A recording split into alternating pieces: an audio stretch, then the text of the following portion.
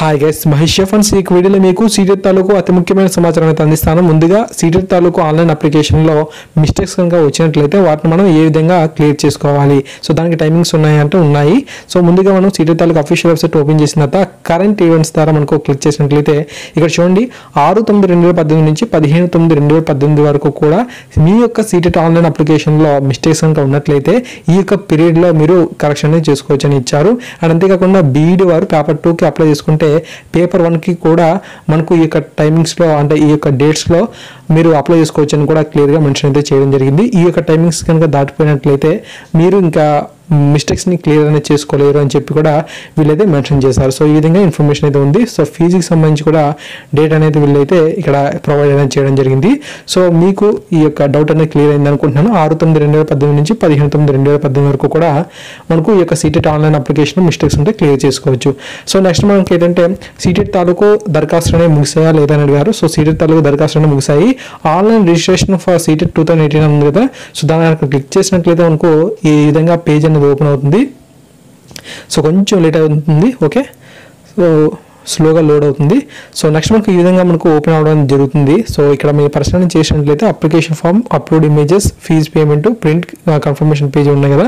ముందుగా proceed to apply online click చేద్దాం. So ఇది మీకు చూపిస్తున్నాను దరఖాస్తు అనేవి క్లోజ్ అయ్యాయి లేదా అనేది. సో ఇక్కడ మనం క్లియర్ చేసినట్లయితే బాటంలోకి అలాగే వెళ్ళినట్లయితే ప్రొసీడ్ టు అప్లై ఆన్లైన్ ఉంది కదా. సో ఇక్కడ మనం పరిశీలన చేయొచ్చు. Online submission of application form CTET is over అని చెప్పి ఇచ్చారు. సో సీటెట్ తాలూకు దరఖాస్తు అనేవి స్వీకరించడం అయితే లేదు. కానీ మనీ పేమెంట్కి 30 తారీఖు వరకు కూడా సమయం ఉంది. సో అందువల్ల మీరు అప్లికేషన్ ఫిల్అప్ చేసి పేమెంట్ కనుక చేయకపోయినట్లయితే మళ్ళీ లాగిన్ అవ్వాల్సి అయితే ఉంటుంది. ఒకవేళ మీ అకౌంట్ కనుక మీరు లాగిన్ అవ్వకపోతే I can't access my account అనేది కింద కనిపిస్తుంది కదా. సో దాన్ని క్లిక్ చేయండి. అలా క్లిక్ చేసినట్లయితే మనకు 2 ఆప్షన్స్ అనేవి వస్తాయి. సో వీటి ద్వారా మన యొక్క రిజిస్ట్రేషన్ నెంబర్ మర్చిపోయినా, మన యొక్క పాస్వర్డ్ మర్చిపోయినా సరే వాటిలో ఏదో దాన్ని క్లిక్ చేసి కంటిన్యూ అనేది క్లిక్ చేసినట్లయితే ఆ యొక్క డేటా అనేది రావడం జరుగుతుంది. సో తర్వాత మనకు లాగిన్ అయిపోవాల్సి అయితే ఉంటుంది. ఓకే, సో మీరు పాస్వర్డ్ ఇచ్చి అన్ని ఇచ్చేసిన తర్వాత సబ్మిట్ అనేది చేసి లాగిన్ అయిపోయిన తర్వాత ఈ విధంగా మనకు వస్తుంది. ఆన్లైన్ అప్లికేషన్ ఫిల్అప్ చేసి మనీ పేమెంట్ చేయకపోతే మాత్రమే ఈ విధంగా వస్తుంది. అప్పుడు ఇక్కడ మనకు గో ఫర్ పీ పేమెంట్ ఉంది కదా. సో దాన్ని క్లిక్ చేయాల్సి అయితే ఉంటుంది. ఓకే, సో మీరు ఒకసారి క్లిక్ చేయండి. సో అలా క్లిక్ చేసిన తర్వాత మనకి ఏంటంటే ఈ విధంగా మనకు యొక్క రిజిస్ట్రేషన్ నెంబర్ మనం పే చేయాల్సిన అమౌంట్ వచ్చేస్తుంది. కింద మనకు పే అనే ఆప్షన్ అనేది కనిపిస్తుంది అనమాట. సో దాన్ని మనం క్లిక్ చేసినట్లయితే మన యొక్క అంటే మనం ఏ విధంగా పే చేయాలనేది కూడా ఉంటుంది.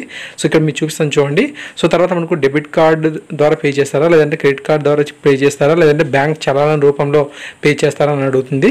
సో మీ దగ్గర మీకు ఏది సులభంగా ఉంటే అది చూడండి. నేను మాత్రం డెబిట్ కార్డ్ ద్వారా పే చేస్తాను. ఓకే, సో డెబిట్ కార్డ్ని క్లిక్ చేసినట్లయితే ఫీజ్ పేమెంట్ అనేది చూపించిన తర్వాత credit card, debit card plus ATM pin అని అడుగుతుంది.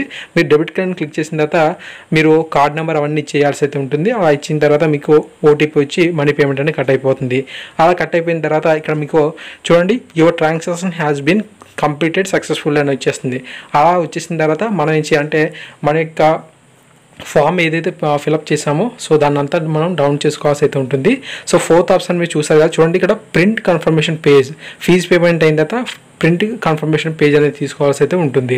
సో అది ఏ విధంగా ఉంటుంది మీకు ఇప్పుడు చూపిస్తాను. మొత్తం లాగిన్ అయిపోయిన తర్వాత ప్రింట్ కన్ఫర్మేషన్ పేజ్ని అయితే డౌన్ చేసుకుంటే ఈ విధంగా అయితే ఉంటుంది. సో మొత్తంగా నేనైతే హైడ్ అయితే చేస్తాను ఇన్ఫర్మేషన్, బట్ ఈ విధంగా ఉంటుంది అనమాట. ఇక్కడ మీకు వైట్గా ఎక్కడైతే కనిపిస్తుందో అక్కడ చాలా డేటా అనేది ఉంటుంది.